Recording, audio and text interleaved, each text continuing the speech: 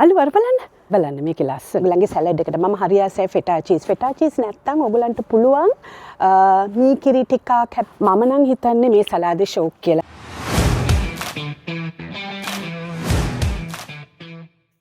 අයුබෝවන්. මම අද ඔබ සැමම ආදරයෙන් පිළිගන්නවා.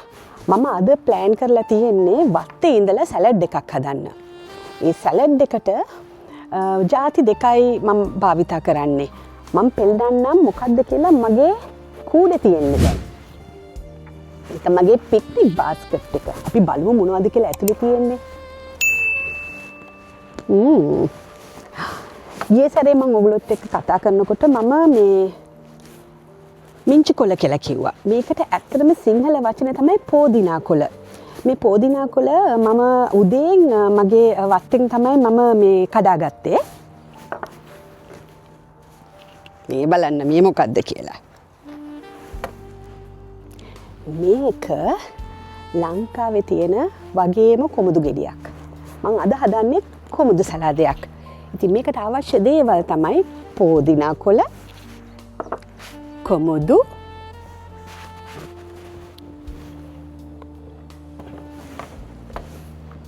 ෆෙටා චීස්.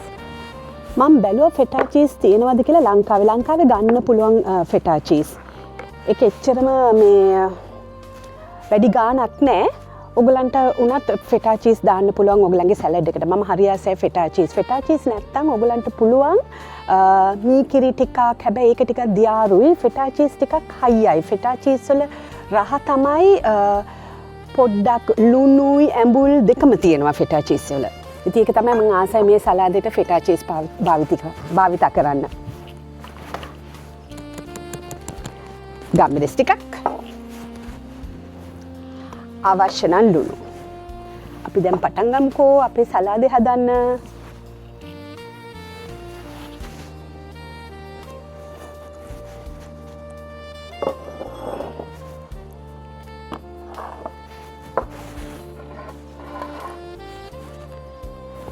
ඉස්සෙල්ලම අපි කොමුදු ගෙඩිය කපා ගමු.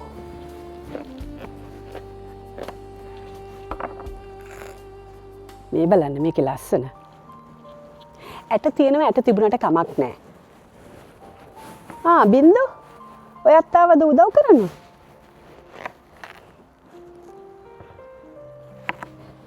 අද නම් ජර්මනියේ එච්චරම කාලගුණය හොඳ නෑ. වහින්න වගේ අවුව නම් පොඩ්ඩක්වත් නෑ.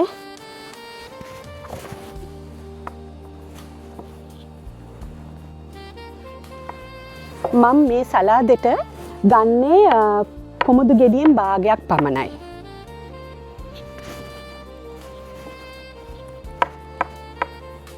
මම මේ ගත්තේ භාගේ පුංචි කැබලි වලට කපා ගන්නවා. ඇට පොඩ්ඩක් තියෙනවා. ඒක ගාණක් නෑ.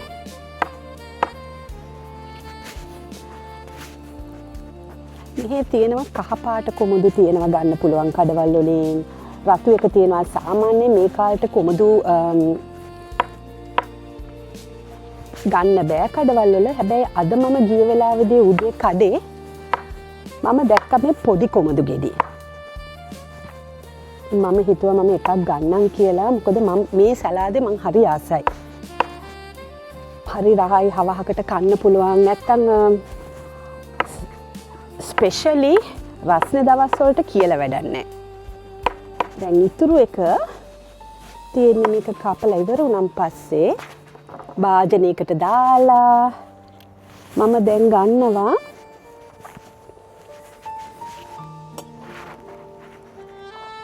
ෆෙටා චීස්. ෆෙටා මෙතන 250ක් තියෙනවා. මම 250ම පාවිච්චි කරන්නේ භාවිතා කරන්නේ නැහැ. මම ගන්නේ ඒකෙන් භාගයක්. 125ක් වගේ ග්‍රෑම්. ඊට පස්සේ පෝදිනා කොළ ටික අරගෙන කීනිවට කපා ගන්න. දැන් මම අත් දෙක පොඩ්ඩක් හොදගෙන මම දැන් සලාදේ අනනවා.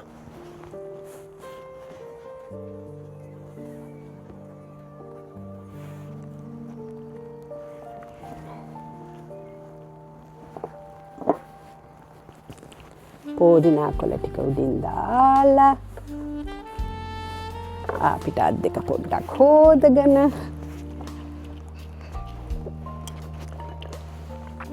ගම්මිරිස් කුඩු ටිකක් උඩින් දාලා ඔගොල්ලෝ කැමති නම් ඔයගලන්ට වැඩියෙන් ගම්මිරිස් කුඩු පාවිච්චි කරන්න පුළුවන්. මම නම් මේ ප්‍රමාණය වගේ තමයි ගන්නෙ. මම මේකට පාවිච්චි කරේ ගම්මිරිස් කුඩු ටීස්පූන් එකක් විතරයි. අපි ඉස්සෙල්ලා බලමු රහ කොහොමද කියලා.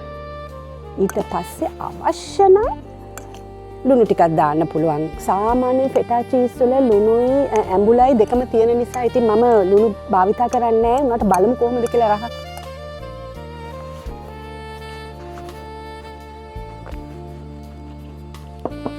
නියමයි. ලුණු අවශ්‍ය නැහැ.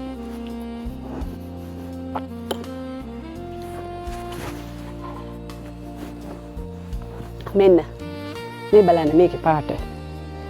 කැමති නම් ඔයගලන්ට පුළුවන් තව පොඩ්ඩක් පොදිනා කොළ දාන්න. දාලා ඒකේ රස කැමති ඒගොල්ලන්ට පුළුවන් තව ටිකක් වැඩියෙන් භාවිතා කරන්න. නැත්තම් ඔයගලන්ට එක අඩුවෙන් මේ විදිහට දාන්න පුළුවන් කොළ ස්වල්පයක්.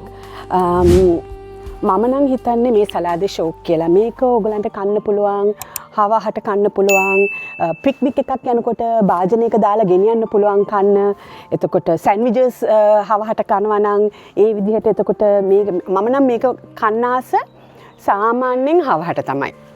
මොන හරි අපි මමයි හස්බන්ඩුයි චිකන් ටිකක් රෝස් කරගෙන නැත්තම් පැටිස් හදපු දවසට ඒවත් එක්ක මේක සයිඩ් ඩිෂ් එකක් වගේ කනවා. සෝ එහෙනම් මෙන්න ඔයගලන්ට අද කොමඩු සලාදයක් මේක හදලා බලන්න කොහොමද කියලා. ඔයගොල්ලෝ රසට ආසද නැත්නම් ඔයගලන්ගේ කමෙන්ට්ස් මම බොහොම ආසයි අහන්න.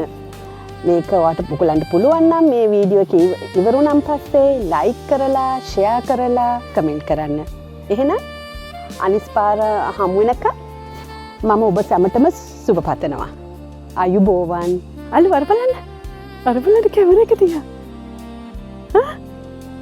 එයා ආසයි ගොඩක් වෙලාවට කුරුල්ලෝ බලන්නයි සමනලියෝ අල්ලන්නයි.